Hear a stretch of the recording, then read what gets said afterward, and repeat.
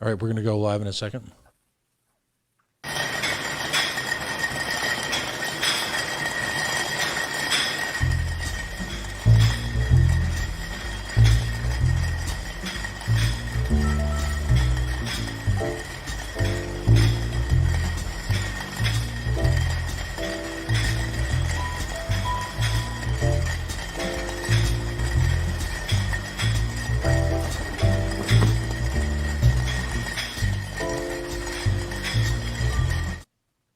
And we are the Coalition, loud and proud, outrage porn free, civilly disobedient media, broadcasting live on the Worldwide Coalition Radio Network at coalitionradionetwork.com, facebook.com/the Coalition Radio, on the mighty, mighty Twitter at Coalition_radio, and of course the mothership at coalitionradio.us, where you'll find broadcasts and podcasts and radio streams going back to 2013. Yes, we're entering really about our 8th year of broadcasting, starting out from a simple one-night-a-week show on a local, if you will, internet-based radio station, on up to a big AM radio station, then realizing, of course, that digital and video is where it's at.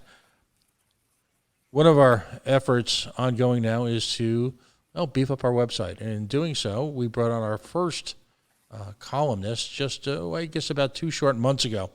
Jessie Sage is what we call a repeat offender here. She's been on the show a number of times, both in terms from a political sense, and then her column, and I'll let her explain it a little bit better, but really focuses as much or more on relationships, sexuality, and the sort of intersection between those two, as well as bring into a real-life perspective of someone who is, an active member of the adult entertainment community and provides a variety of services there. You can find her. We've got all of her work linked right on our homepage, and in her articles, of course, are links to everything from a Night Flirt page to her peep show, new burgeoning, if you will, multimedia efforts, and then, of course, some of the other things that you'll find, many vids, any vids, all the different vids. But Jessie, first off, welcome back to the show. And then joining us tonight for the first time is someone working closely with Jessie on a special project. And Sonora, Grace is her professional name. Grace, if you will, is joining us from, somewhere else in the country. And in doing so, we're going to engage on a 2-part implementation of what we call the Coalition After Hours. And we're going to talk about relationships and sexuality between folks who are engaged in the adult entertainment community and then folks who aren't, and the challenges and the pitfalls and the blessings and the adventures. And just to bring to life, if you will, a slice of life that many people may never have the opportunity to experience. And I say that in a wistful way because it seems like it's, intriguing is probably the first word that comes to mind. There are so many others. Jessie and Grace, welcome to the Coalition. Thanks for joining us. Thanks for having us. Talk about, it's nice if you to will. Be back. No, it's great to have you guys. To talk, if you will, about, and I'm in a sense, I'm going to sit back here because the real conversation is in this week's article, which again you can find on the Coalition Radio Network. Next week's article, real discussions, revelations, if you will, about all the things we just spoke about in terms of adult relationships between people who may or may not be in the adult entertainment community. Jessie, how did the idea come up? It was Sonora's idea, actually. So, actually, you were tweeting. Sonora was tweeting about having relationships with having romantic relationships as sex workers, and a bunch of sex workers, including myself, started talking about that. And her and I started DMing about what way could we continue this conversation besides just a Twitter thread, and decided to work on this project together. I don't know if you want to add anything to that, Sonora? Yeah, I think that the original impetus was looking for resources for my new partner. who was Mm-hmm. this is his first time dating a sex worker, and he was a little bit unsure of what that would be like, especially at first. And he was wondering if he was definitely willing to do his own research and did his own research, but also just asked if I knew any other people who had partners who had done any writing on it, or if there were resources out there. So that was my original call out to Twitter. Yeah, and what we call sex work Twitter, the community on Twitter of sex workers, it's pretty easy. I mean, this is what I was thinking about. It's pretty easy to get sex workers to talk about their experiences. A lot of sex workers are like public figures who talk a lot about their work and their politics and things like that. And so when we were talking, especially since she was interested in resources for her partner, we started to think that it might be interesting to, instead of focusing on our perspective as sex workers, to talk to partners of sex workers, people who aren't necessarily in the sex industry, about what their experiences have been like. And so I wasn't sure that we were going to find partners who wanted to talk about that, but it turned out to be relatively easy to find partners who wanted to talk about what their experiences were like. Most people don't ask them what it's like for them. What I just have to ask, there seems to be such an easy flow of communication on so many different levels on Twitter, as opposed to virtually any other social media platform for folks who are engaged in the adult entertainment community. Why do you think that is? Because Twitter is the only place that we're allowed to have those conversations. Right. I don't know. I think that the way that Twitter is structured so that you can follow people who you aren't connected to personally, like it's a different model than Facebook. So it's easier to follow people who you're interested in the work that they're doing. And that creates communities of like-minded people for whatever that is. In our case, it's the sex work community. But and I also think it's a place where people can low-key advertise in ways that you can't on other sites. So I think sex work Twitter is comprised of two things. It's the community of sex workers who network with each other and share information, and articles and podcasts and media and things like that. But then it's also client facing. Clients follow sex workers on Twitter. And there's been a proliferation in the last few weeks, in particular, and these are Parler, MeWe, of these coming to the surface again because of folks getting zucked, for lack of a better term, across political boundaries, across literally just about every boundary. Is from your folks' estimation, is Facebook just completely dead to you at this point? It's dead to me. I don't know. Do you have a Facebook account, Sonora? I don't use Facebook, and I barely use Instagram because my posts get flagged all the time. And so, yeah, definitely Twitter I mean, you can get shadow banned there, and that's happened to me too. But for the most part, like it does feel like the most uncensored place to have conversation, connect, advertise. Yeah, I think I also find a lot of like resource within the community itself there, for sure.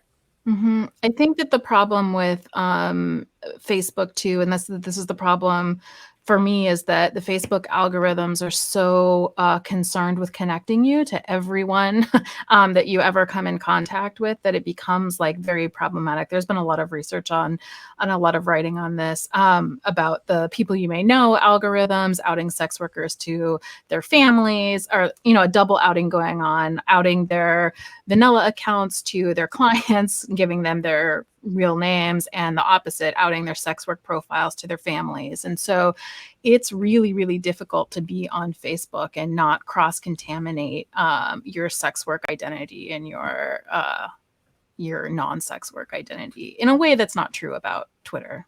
Interesting. Well, let me turn the conversation over to the two of you and talk to us about, to whatever degree, obviously you're comfortable in your relationships, but also, the type of feedback you got from folks that you interviewed.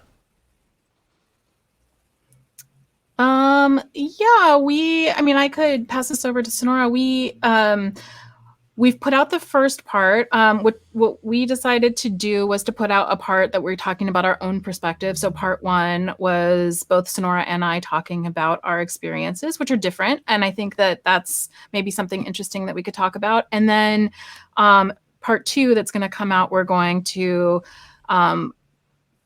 compile our interviews that we did with the partners and talk about things from their perspective. So I don't know, do you want to start with your own experience, or either of why you wanted to do this, or of what you learned from interviewing other partners? Yeah, I think that there's an interesting theme that seems true in my relationship and then in the people that I interviewed. And one is that I would say that the initial response to dating a sex worker, whether if you're the provider, the partner of the provider, the person who's considering dating a sex worker, there's a lot of questions and there's a lot of unknowns and there's a lot of maybe fears that come up.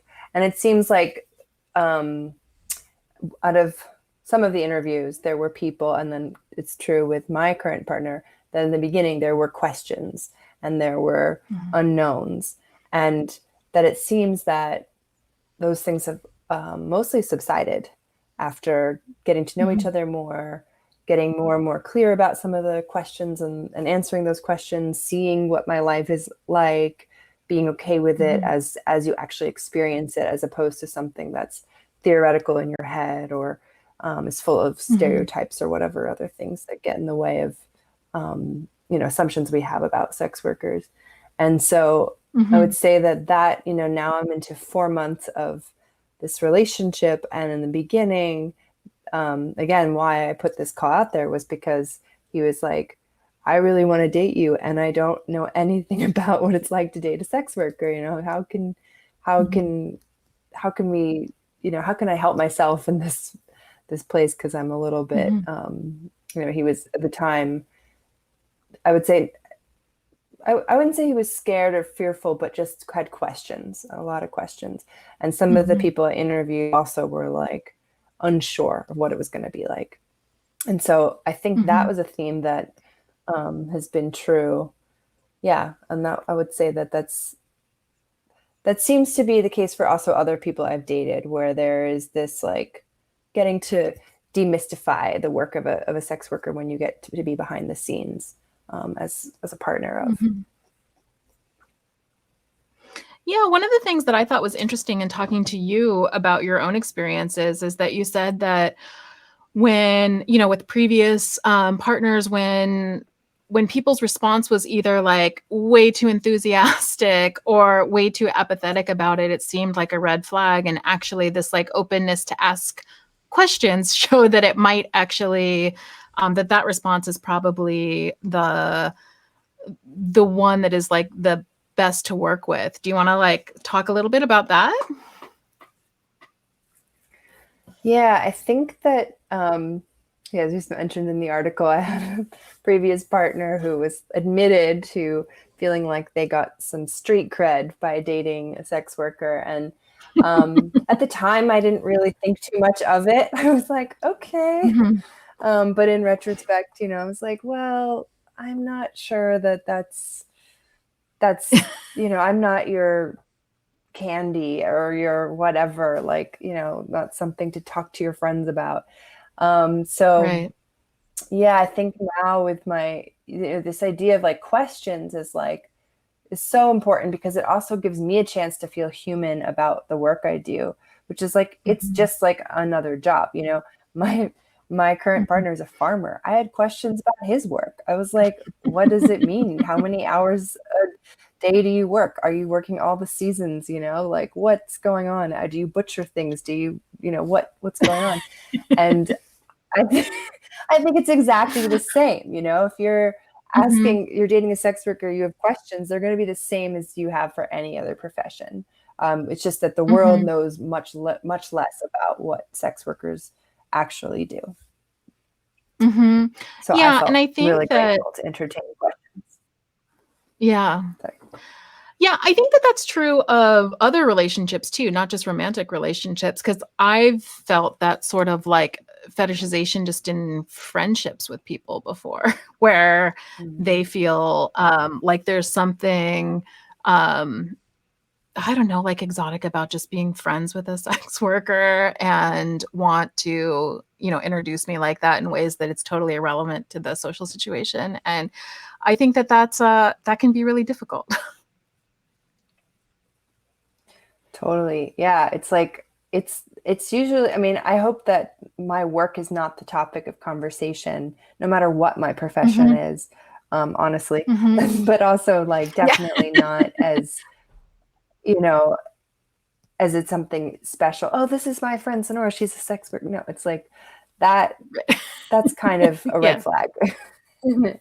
Yeah, right. Yeah, I felt the same way. I've had that experience too. So, yeah, I mean, I think that especially like in our culture that's like very sexually repressive, it's real. And also that's, despite what anybody's, own relationship practices are, our culture is like very, mononormative. So I think, and by that I mean, very focused on like having one monogamous partner. And so I think that for a lot of people who are going into this, who've been like socialized into that system, it's like really, really difficult to think that there are people who have sexual interactions with other people for whatever those look like, for their jobs. And so to get over, I actually think that the way that you're saying about it, talking about it in terms of asking questions, I think is a really good thing, because I think for most people, it's really hard to imagine, like, well, what does your life look like? What do those relationships with your clients look like? How do you go about negotiating those relationships? And I think, for us, that's like so normalized. But I think that for people who've never had those sorts of experiences, it's really hard to imagine what that would look like and what that would mean for the relationship for your romantic relationship. Yeah, definitely. And I think that, just like every relationship is unique and has its own unique set of boundaries and agreements, like that's the same with, it was true with all of the people I interviewed as well. And I think yours as well, there was just this array of different agreements and different negotiations and different conversations that we have based on what it is that we each need. And I think that I love that you said it as like, this is like sort of breaking down what what all these, what was the word you used? Like not the Mononormative. Like, view of like mononormative. Yes, that's the word. Yeah. Mononormative view. Yeah. I mean, like, it's like, I love this idea that like we can have relationships that are intimate with so many different people in so many different ways. And, it's like, it's so beautiful for me to imagine like, this is one of my skill sets. And then also something that, I love doing, I'm like, I love to be intimate with lots of different people. Actually, everyone I could possibly be intimate with, and I think that is also something I hope for the world. Like, I really do think that we, like that's something to start to break down in terms of like how we assume that there's a line and there's a particular, way that we have to be and with each person. And Yeah, I kind of want to go back to what you were saying about how each couple like negotiates that differently, because I think that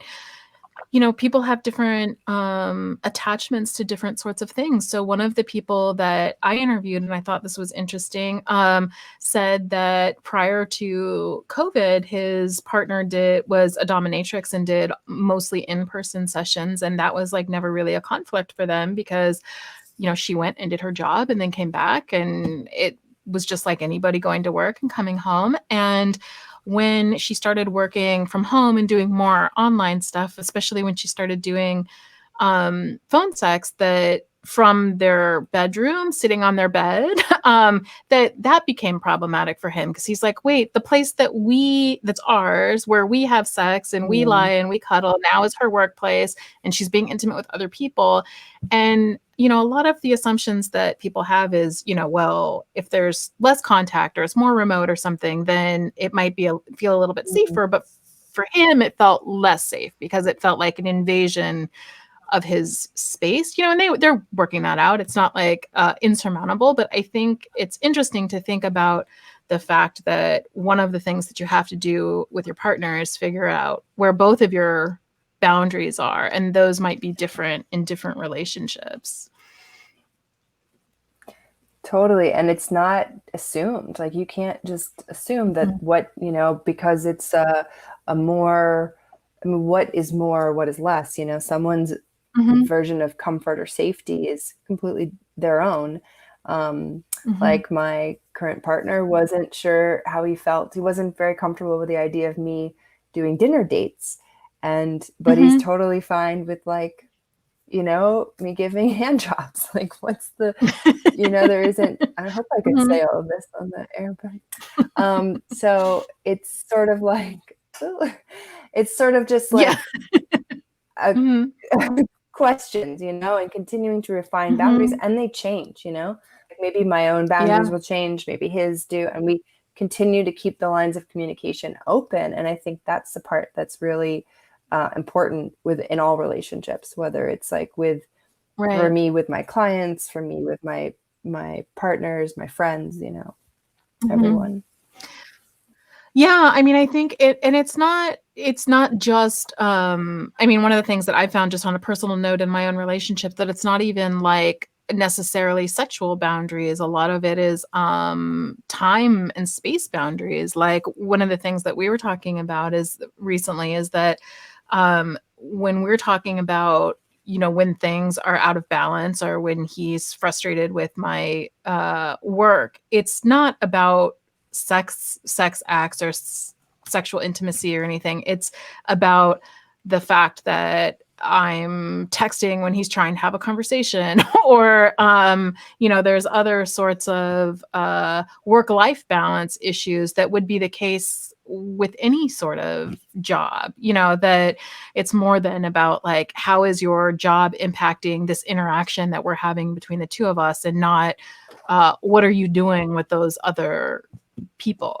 And I think that we also, when we think about relationships and how to negotiate our work, I think that, and I heard this from a lot of the people that I interviewed too, it wasn't just about what sort of things am I comfortable with my partner doing with their clients, and more like, what does this look like? How bounded are these interactions? How much does it impact our day-to-day life or our interactions, or even your attention?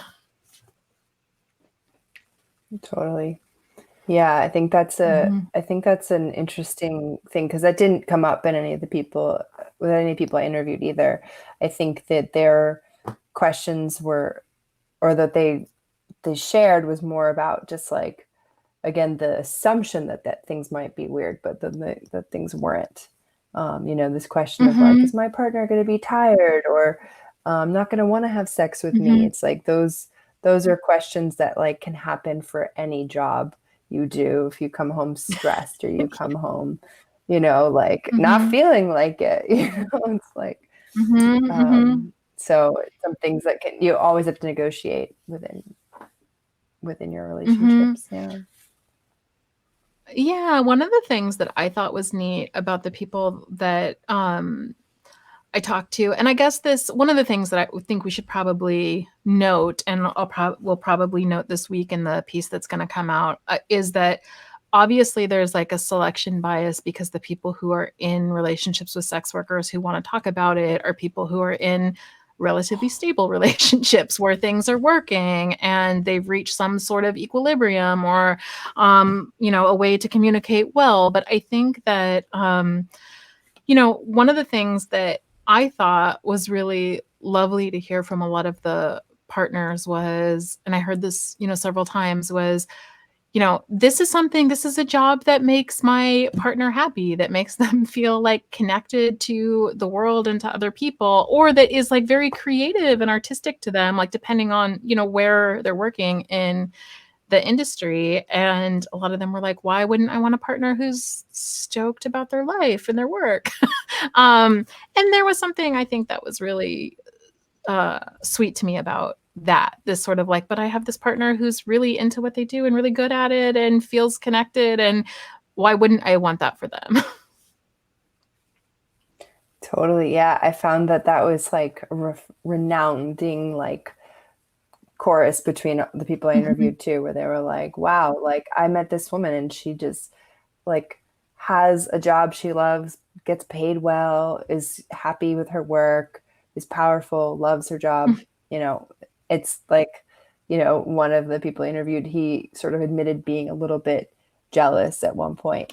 It's like, he just wanted that for her, and, didn't even quite have that himself, but was like happy that his partner had that.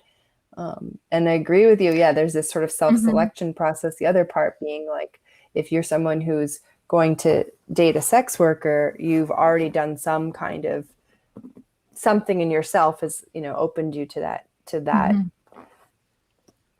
relationship possibly.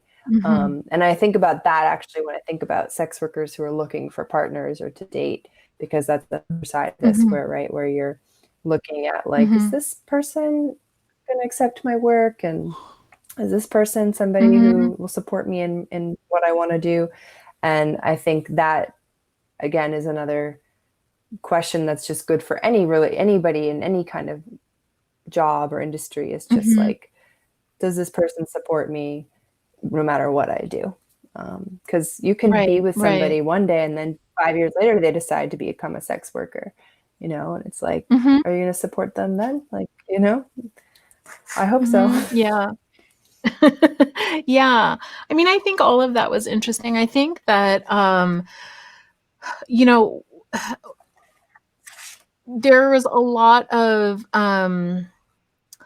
like discussion around this, particularly for people who are frustrated by, particularly for sex workers who are frustrated by the dating experience. And one of the things that I should note is that for a lot of like higher profile sex workers too, it's actually hard to date in the normal like ways. So it's hard to be on dating apps. A lot of the like cam girls I know who have like really big audiences get kicked off dating platforms for catfishing. People report them because they're like, this person is pretending to be so and so, and they're like, but I actually am that person.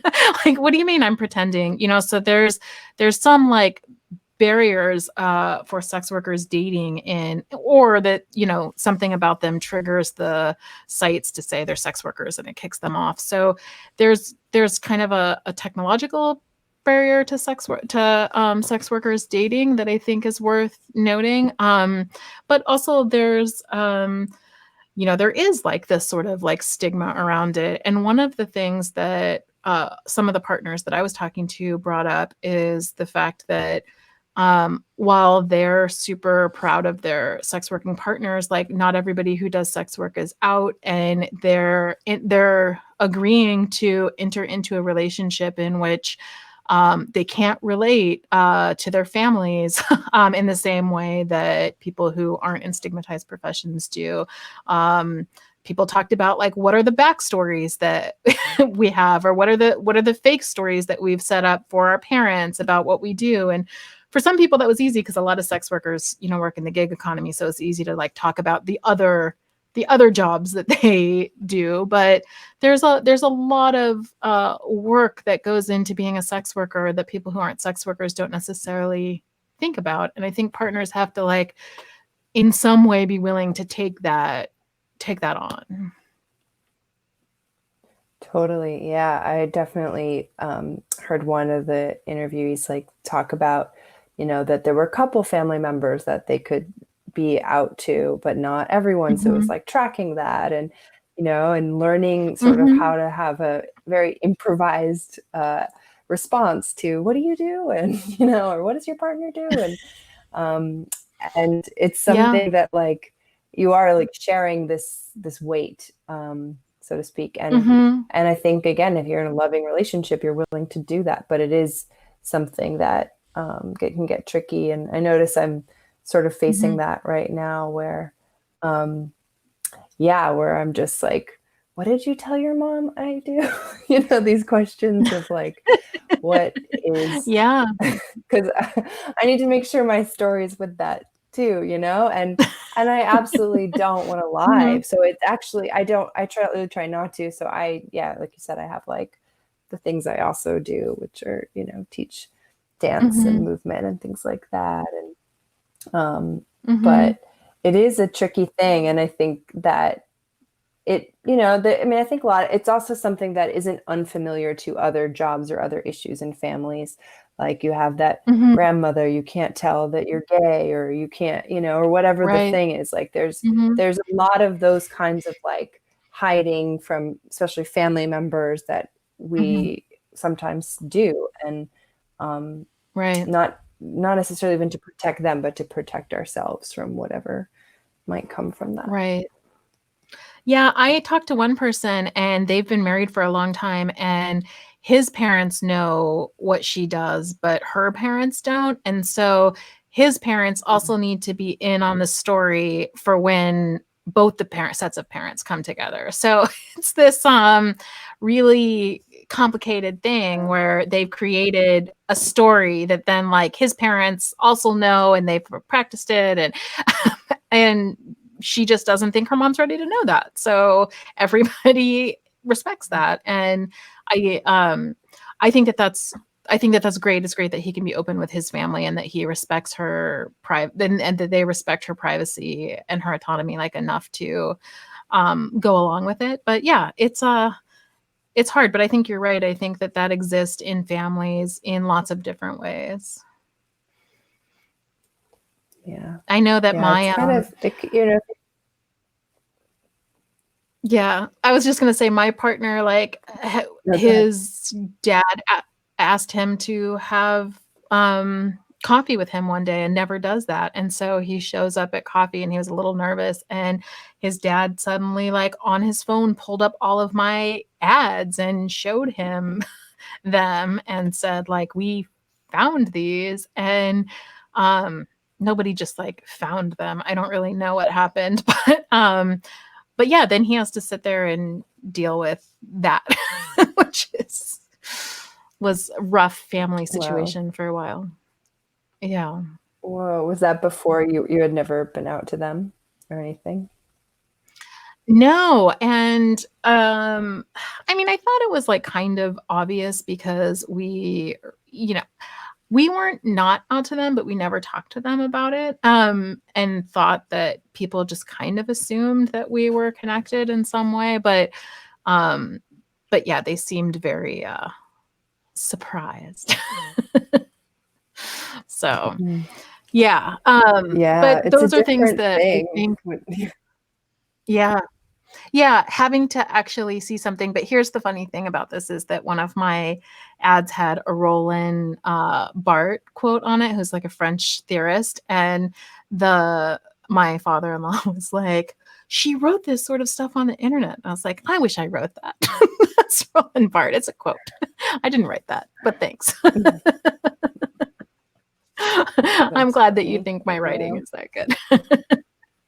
Yeah. So yeah, I mean, I think that all of these like family negotiations are also something that, it's not just negotiating with your partner about what you're comfortable with, but also like how you interface with the rest of the world, that I think is, it's a decision that like we made when we went into this industry of like how to negotiate that. And, I mentioned earlier, I gave up Facebook and other sorts of like non-sex work social media. And, those are decisions I made when I started this work. But, partners also have to think about those things. One person actually told me that he's also kind of a public person, has like a YouTube channel and stuff. And one time he realized when he started dating his partner that he put out this little YouTube video in the city that they live right in front of like a bodega or something, and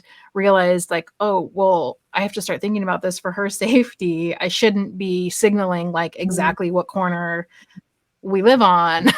And so he's had to kind of renegotiate how he interacts with social media and how he interfaces with the public in order to keep her safe. And yeah, I mean, I think that those are interesting questions of like, well, what sort of responsibilities do partners take on when they partner with sex workers, and how do they go about fitting their life into the way that sex workers have to live, which is very different, I think, than the way civilians live. Totally. Yeah. I mean, it makes me realize like how little information people are aware of that. Like civilians are aware of that reality, that risk that, you know, that is sometimes I take for granted how much work I put into that, but it's just interesting to hear you say that now, because it's like, oh yeah, this is something that like I think about when I'm what text apps I use to talk to people about certain things, or whether what I put in emails, and you know, whatever it is, it's like it's a part of my work and culture. And yeah, I'd say that like I've had partners like understand that in the past and respect it, and then I've also had people in my own family. I'm just reminded that that people also kind of maybe just out of ignorance don't know that, like my sister, for instance, showed my mom my website, and they all know what I do, but it was sort of this thing where it's like, you know, similar to your story. It's like, well, I mean, it wasn't so much about safety, but it was sort of about like also my giving myself, I wanted the permission, I wanted the power to do that, to like give, you know, sit with my mother and show her my website and talk to her about it maybe. But I think it's sort of like we, you know, we forget that like it's also it's a decision we make, and it's personal, and when it's like when we cross into the civilian world, it's like I think I know I still want to be in charge of like how I'm seen, how I show up, how, you know, my information is distributed in the world. Yeah, I think that, you know, that's a you know, there's a way of talking about you know, personal boundaries and also like context integrity. So like taking your websites out of context and like handing them to your mom is like pulls it out is a context integrity problem, I think. And yeah, I mean, it's funny because I become so, you're right, I think it is so much a part of our culture that I'm shocked that people still like check in to restaurants. I mean, not anymore, not during COVID, but you know, and people used to do that, and I would see that and I'd be like, wait, you're telling everybody where you are, like right this second? You want people following you around, you know? And I think that we just have become accustomed to taking location services off of all of our, you know, metadata and taking a lot of steps to make sure that we can do our jobs and do them safely. And it's, you know, I hadn't really thought about this until we started talking about it, but sex work isn't just a job, it's also a culture. And so like getting into a relationship with somebody from outside of it is also like enculturating them into the way that we live. Totally. Yeah. I think about that too. Yeah. When navigating like my preparation for when I go, you know, set myself up to like have sessions with clients, and, you know, and just sort of like the reality around like, yeah, my lifestyle, my culture. I mean, honestly, the other part I think about is that a big part of my life, and I think part of why I can do this work is because I put a lot of time and energy into my own self-care. And so there's a lot of like energy that I devote towards like taking care of my body, my mind, my spirit. And I'm really lucky and privileged and that I get to do that, but I also make that a priority. And so it's also part of my culture to do that, in the sense that, like, I joke with my partner now at his house. He doesn't have a bathtub, just showers. And I'm like, I can't live like this. Like, I need a bathtub. It's an essential part of my self-care routine and how I prep for clients, the easiest way to shave my legs, all these things. And and I think this is a subtle form of the culture that you're referring to. But the other part of it is, like, I have to be in communication with my clients, whether that's emails and texts and Twitter responses and things like that. And, I would say that I'm definitely on the more, I work less in some ways than other people. I mean, I put less attention to my social media and stuff like that. But that's a whole nother thing, thinking about, like, photo shoots, all the things that we do. I mean, we have a whole nother life that's not just the moment we are with a client, and I think that part might be something that is, unfamiliar, new to a partner. And I'm thinking about that, a photo shoot coming up, and just like prepping for that, whether it's shopping. And he's like, oh, you're buying lingerie? I'm like, yeah, I'm buying lingerie. Like, that's a really normal thing for me to do. Oh, you're getting gifts from clients? Like, yeah, it's part of my job. You're getting gifts from clients? I'm like, yeah, that's a pretty normal part of my life. Like, and it's like, okay, like, let's normalize that. And I honestly think, like, I would love, like, anyone who wanted to be a sex worker get to be a sex worker, because I really think that part of the job that is beautiful is the culture. Like, I really love, like, getting together with my friends who are sex workers and talking about our sessions and our lives and what's happening for us, and just the culture of, like, support that's there, even just on Twitter with people I don't even know. Like, I've never met you, and I feel like we have, like, a connection and a rapport that's so sweet. And I think that's always been true to me, that, like, sex workers, like, have each other's back. And I think that part, beautiful example of, like, community and culture that I want to be a part of, for sure. Yeah, I mean, I think that that's really true. And actually, one of the people that I interviewed was talking a lot about the fact that their partner is part of a, like, porn collective. Like, they all, their partner's a performer, and that one of the things that they thought was really great and that they gained from the relationship is this, like, community of performers and artists that are now, like, a part of, their world that they wouldn't have necessarily had access to. And I think that this community, I mean, I was actually on my podcast. I just put out an episode with Caitlin Bailey from the Old Pro podcast. And we were talking too about this same thing, where I was saying that, when my partner got sick and had cancer for a year, sex workers crowdsourced money for us so that I didn't have to work and I could go to the hospital with him when I needed to. And on top of that, like, 3 different sex workers came and stayed at our house for a week to take care of the kids, a week each. So almost a month we had somebody at our house, like, taking care of the kids so that I could take care of him because he was sick. And that, I wouldn't say that it's something that I took for granted, but I would say that, like, I know that these are my friends who would do that. And when I talk to people outside of the sex work community, like, most people don't live lives that are flexible enough to just show up at somebody's house and watch their kids for a week straight. And there's something about the organization and flexibility of sex work that fosters community, or, like, lends itself to community in ways that are different than 9-to-5 jobs, I think. Totally. Yeah. And I would say that it also probably says something about,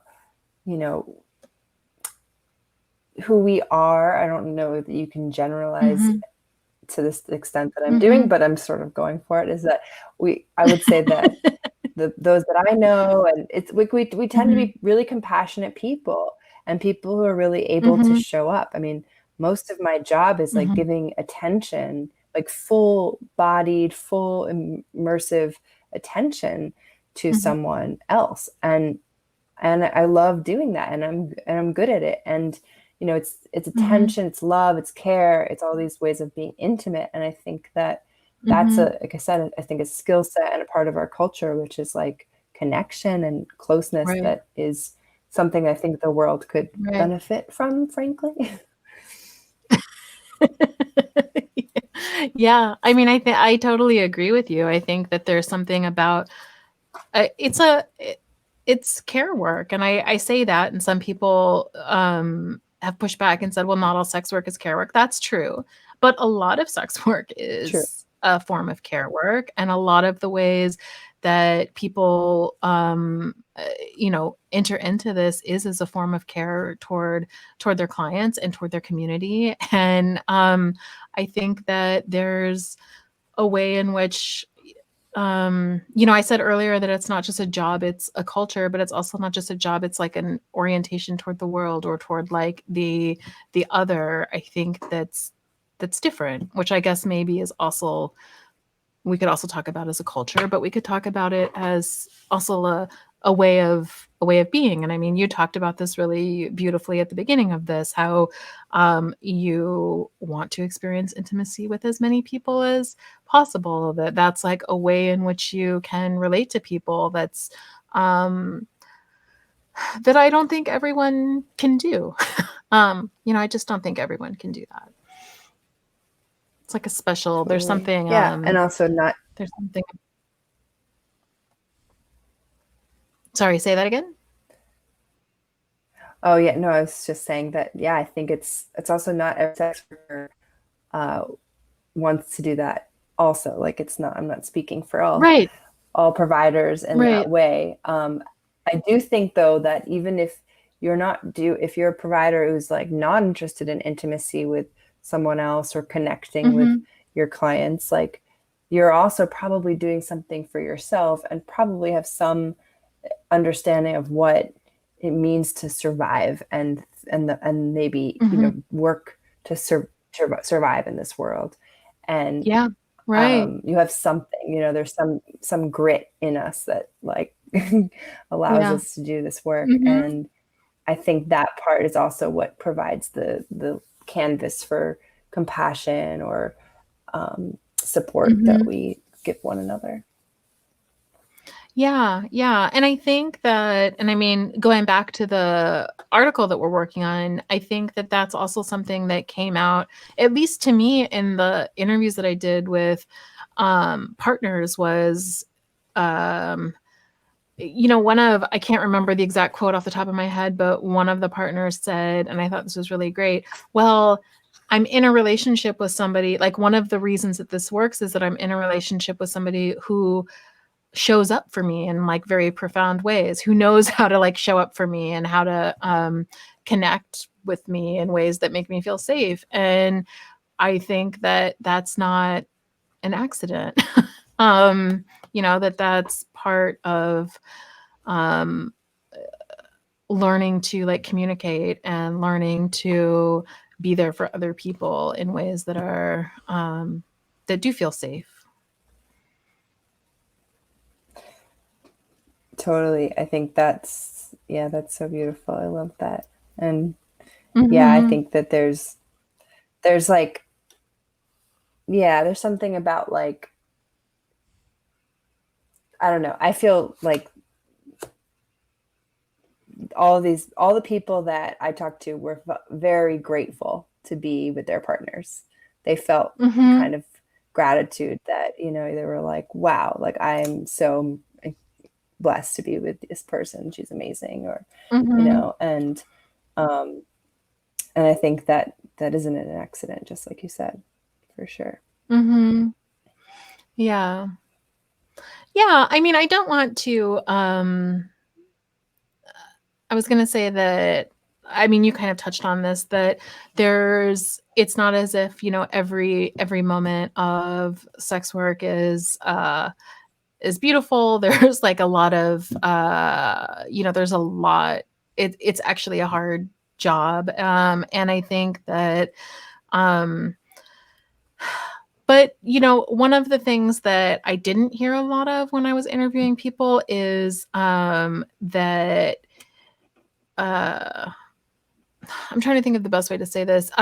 Because it is a hard job. There's a lot of like burnout. There's a lot of emotional labor that sex workers have to give to other people. But one of the things that I thought was like interesting is that I didn't get the impression from the people that I was interviewing that they thought that it was at their expense.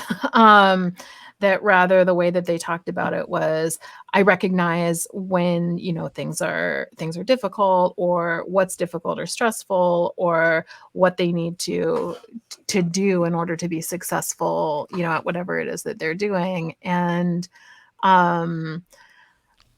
yeah, and just kind of a recognition of the fact that that's the case for anybody who is trying to build a career, like in anything. Totally. Yeah. One of the remembering a quote that one of the partners I interviewed said something like, I saw myself for 50 hours a week, every week, like he was just like there, Yeah.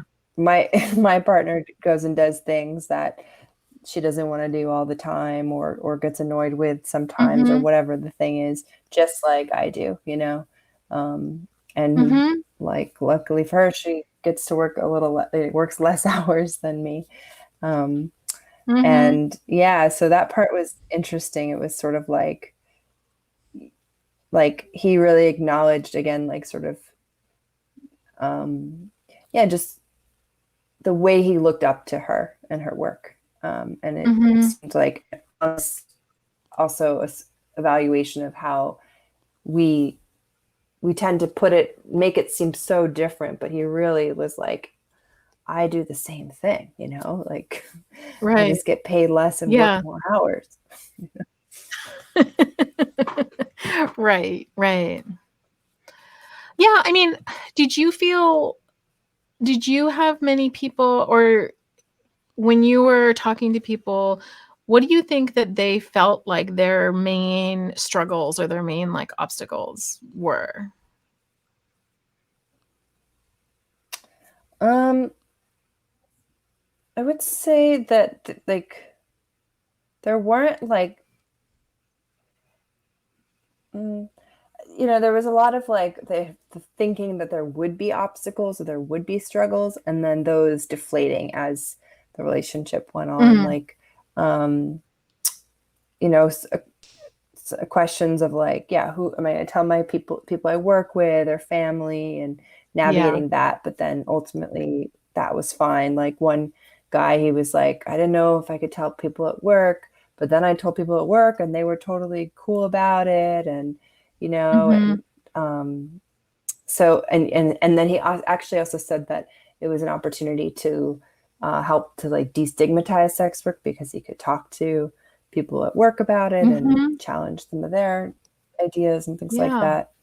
I'd say that the only thing that I remember was something about like safety concerns coming up. And occasionally coming up where you just like, again, a little bit of worry. And I've had that with friends of mine, and then when their partners, like you have your partner becomes your safety check person, where you, if you're going, especially if you're doing any alcohol services and stuff, you're going to be texting your partner when you go in, when you come out. And I would say that might be at times like stressful. And for me in my past relationships might have been a little bit of a stressor in the relationship, but nothing so big, just, but yeah, I would say it was overwhelmingly positive responses. Yeah. I had a couple of people talk about being afraid of jealousy, being more afraid that they were going to be jealous.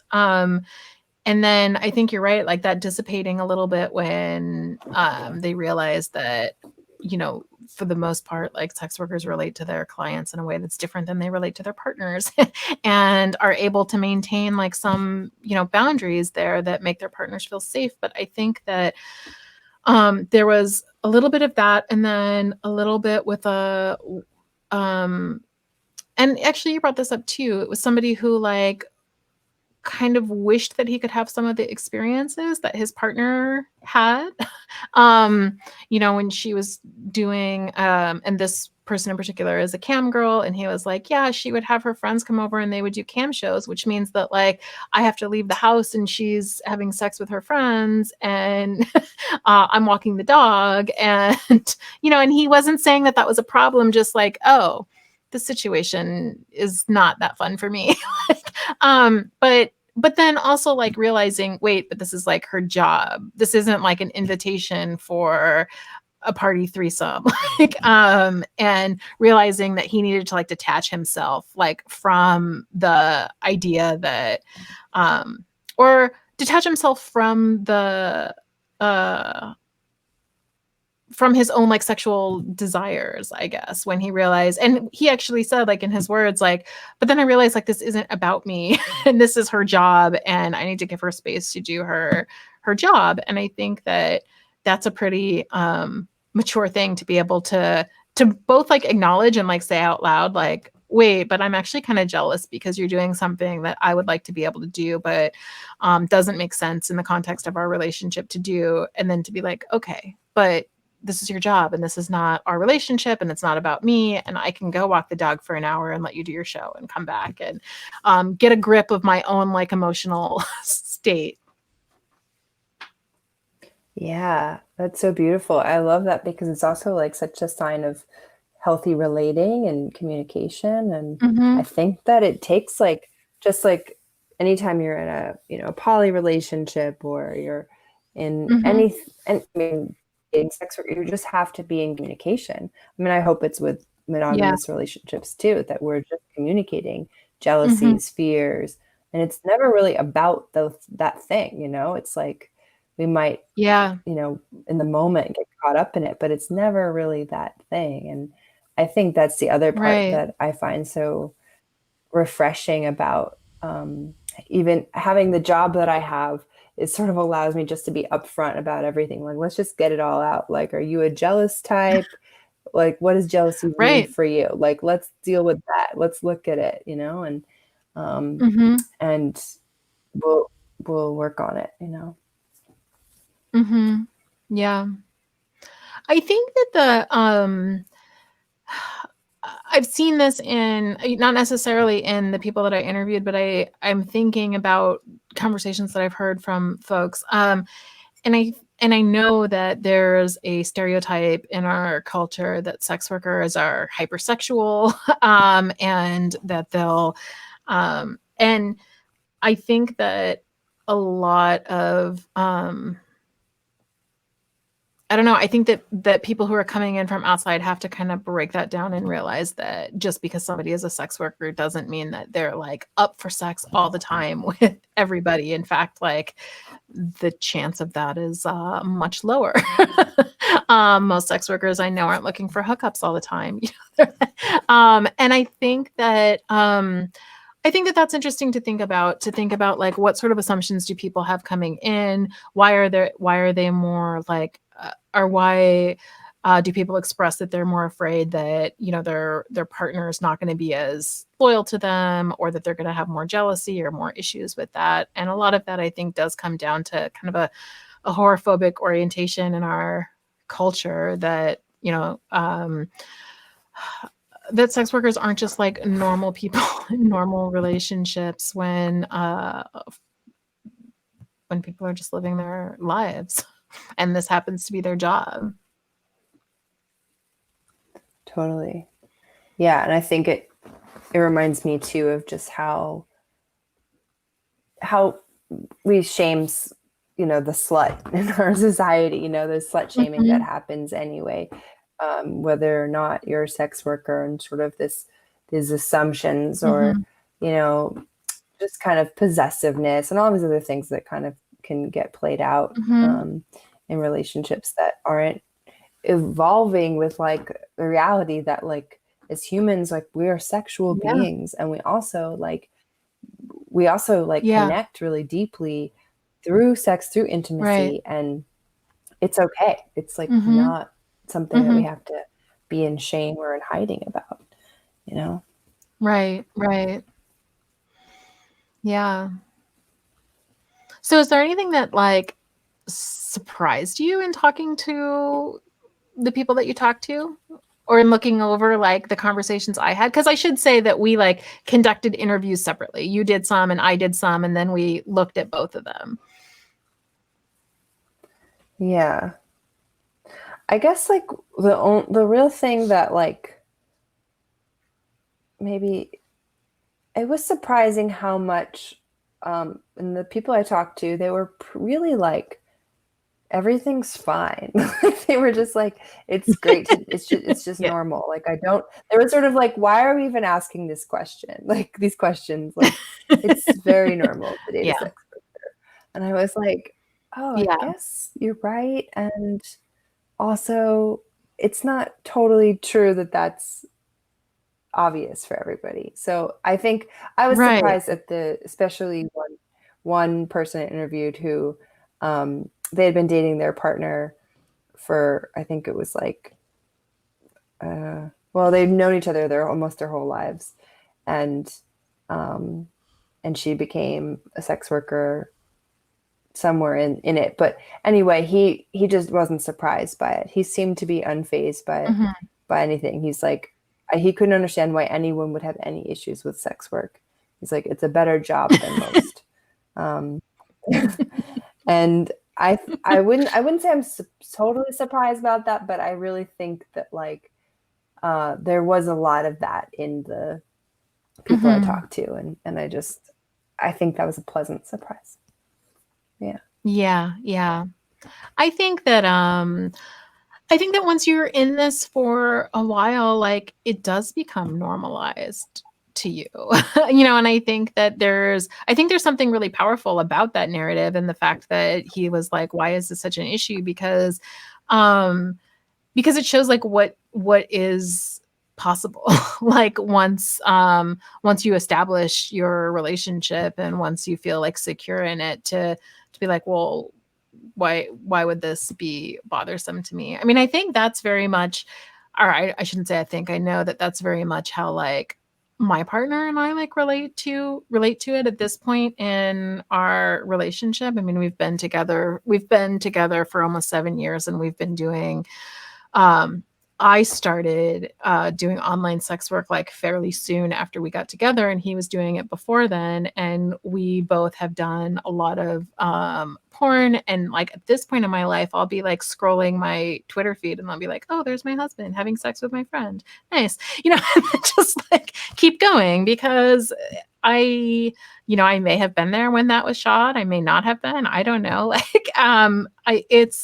And vice versa. I mean, obviously I do more of that, but I think that so much of that has become like normalized for us. And also the thing that's become because he works with me too and works in the industry, which is slightly different than most people's experience, but my clients know him and know who he is, and they'll like have jokes with him, like inside jokes about nerd stuff that I don't relate to. Like they'll talk on Twitter about Star Wars, or like not Star Wars, Star Trek. He's gonna get mad at me. I don't think he's listening, but yeah, they'll like talk about Star Trek or like whatever, like whatever their jokes are, um, and I think that for people who don't understand how like sex worker relationships go, that may seem like very strange. But for us, like so many of my like fans and clients are just kind of like integrated into our life in a way that like any friends would be. And I mean, they're different relationships than friends, um, but I'll say, oh, so and so, I'll say to him, so and so was getting got upset with me today because of like X, because clients sometimes get upset with us.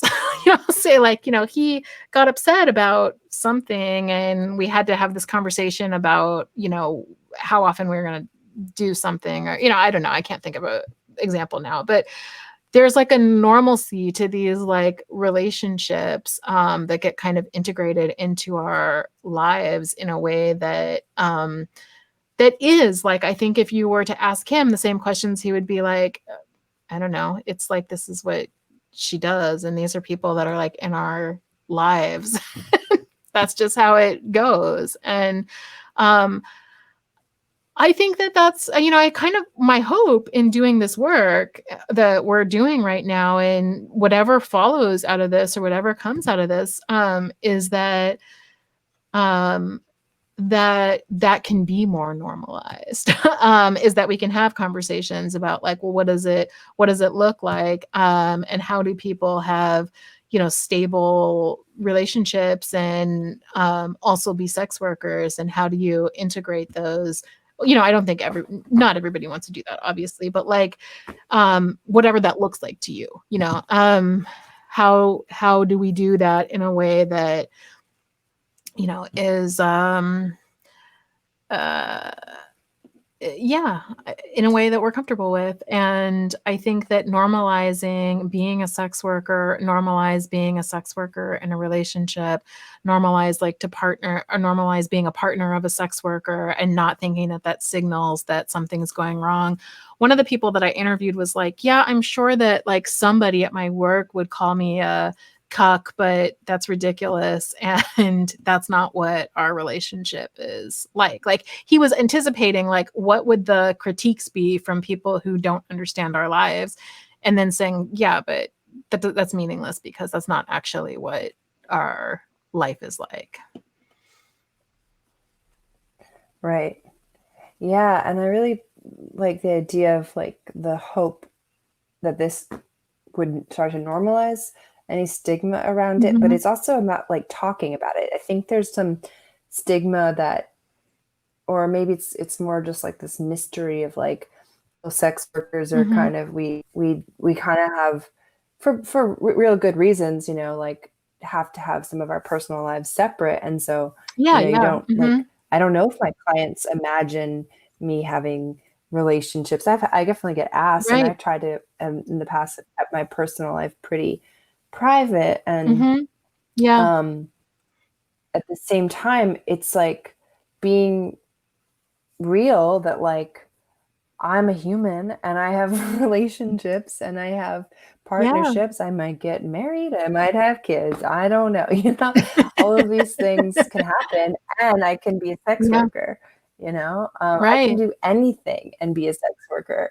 And I think that's the part that I really like to get clear to people. And and I love this. So this, I think it's funny right now. I had the thought the other day that I was like, so many more people probably know sex workers than they think, like there's just so many more people who are sex workers in private, or, don't tell very few people, that kind of thing.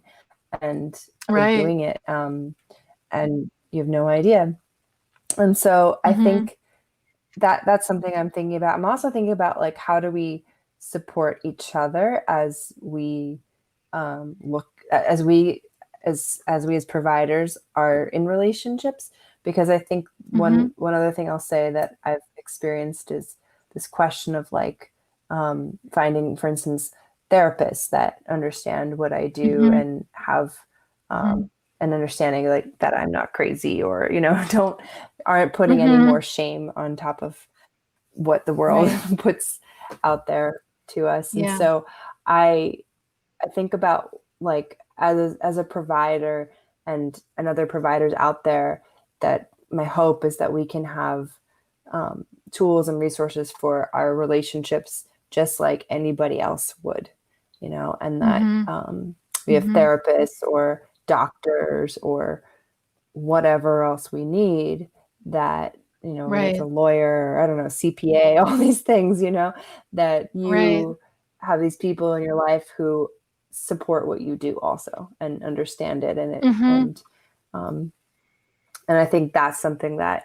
for me, I feel lucky. I can recommend a few good therapists that are on board with our profession. And that's something that I think can help support relationships and and our lives in general.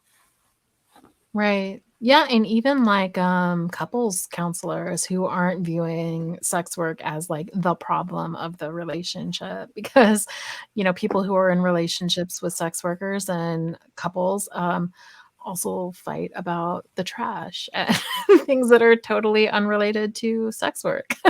So, I think that understanding, and I think this is the problem with stigma, is that often other things that are unrelated to sex work get reduced to sex work. This is a lot of the issue that sex workers have had with therapists. Well, your problem is your profession. You're like, no, that's not my problem. My problem is, some other sort of thing. And I think that may be even more pronounced in a relationship in which, like, both people aren't in sex work. So, yeah, I mean, I think that sharing those sorts of resources of who would be able to understand this dynamic without stigmatizing it, or without, like you said, like injecting some sort of shame into the equation, I think is really important.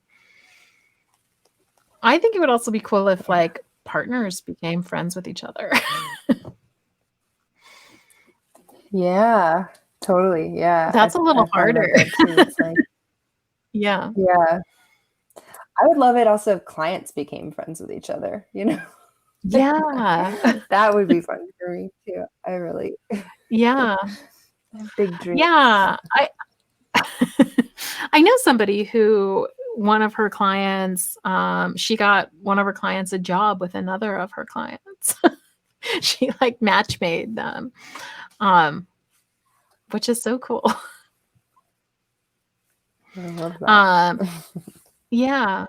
I actually think that it's really necessary. Like I think about this all the time. I think about the fact that sex workers can't carry the burden of like destigmatizing the profession by themselves, and really need like clients and maybe partners. I usually think of it as clients, but probably we need more than just clients to be able to, who also aren't ashamed, because I think a lot of times sex workers, because they understand what they're doing and they understand the value of it, don't feel a lot of shame, but they have to like carry everything by themselves because clients don't feel like they have the space to be able to speak about what they get out of their relationships with sex workers, or the fact that they even see sex workers. And there's a lot of reasons for that that I totally understand. But I think that to really change things, everybody would have to be willing to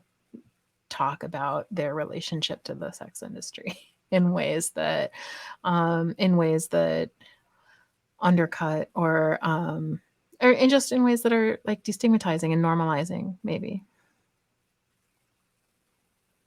Yeah, I really appreciate that. It makes me think about like, yeah, just a world where we're seeing people just be honest about their, Mm-hmm. their whatever it is. Like, but I really think that that's a big step, and I think it's a beautiful thing that we do need. Also, it makes me think Mm-hmm. about recently had a little, not a little, a thing where I was basically, I was denied access to a workshop in a community I'm part of because of my work. And Mm-hmm. it was really harsh. It was like, okay, wow, there are people who actually don't believe in this work. Wow, it didn't really, Mm-hmm. I feel a little bit, it was a big wake up call for me to Yeah. remember that there Mm-hmm. are people who really still consider like the sex industry, adult, entertainment industry as a form of like exploitation, and Right. I really think that that's the kind of conversations we have to have, is like understanding Mm-hmm. how this isn't, I mean, this can be so far, I mean, like just any industry in any work. I mean, I love to Yeah. think about the nonprofit industrial complex is Yeah. exploiting people in ways, and, Mm-hmm. school systems and all these things there's, for Right. every job, there is a way of exploiting someone or Right. something. And Right. So in order to not do that, it becomes personal choice and personal ethics and other things that can be arranged. But I would say that, this is a job. I've worked so many different jobs in my life. I've worked in the film industry. I've cleaned houses. I've taught children. I've done so many different things. And this is a job that I feel the least exploited in, and I feel the most empowered in. And I think that we need to start talking about what it means to, normalize and show like what kind of empowerment can happen in an industry. I think like anarchists, running around, Right. like, taking care of themselves, and Right. it's pretty powerful. Yeah. And creating their own like communities and their own support networks and their own mutual aid funds. And I think that there's because sex workers can't depend on the safety nets that other people have, I think that it creates, these really kind of powerful networks too. Totally. I mean, I think all of that is really, I think it's all really interesting and important. And I mean, I would say for myself that I've also worked a ton of different types of jobs, and this job is the one that's the most flexible for me, so that I can like care for my kids and like their needs while also working. And there's been, a lot of things with my kids where I feel like I don't know how I would work like a full-time job. And that's the story of, and I don't know how I would do that and also take on the responsibilities that I have. And I think that that's the story of a lot of sex workers, is that one of the things that sex work affords is for folks who are caretakers for family members or have disabilities that prevent them from access to the conventional workforce, or all sorts of reasons that, although we talk about like the sex, not we don't, but although people talk about the sex industry as being exploitative, it's actually like a place in which people who where there's a lot of barriers to other workforces, like, can find a way to take care of themselves and their families in ways that they can't outside of it. Totally. Yeah, I really relate to that. I mean, I'm someone who lives with chronic pain and, working jobs where like I, would otherwise have to like take days off or eventually like not be able to show up because of the pain. It's like I can work a schedule that works for me, and I think, I feel grateful. I feel like this profession chose me in the sense that it was what I was good at, what I could do, what I needed, what my body needed. I feel really grateful for that. For sure.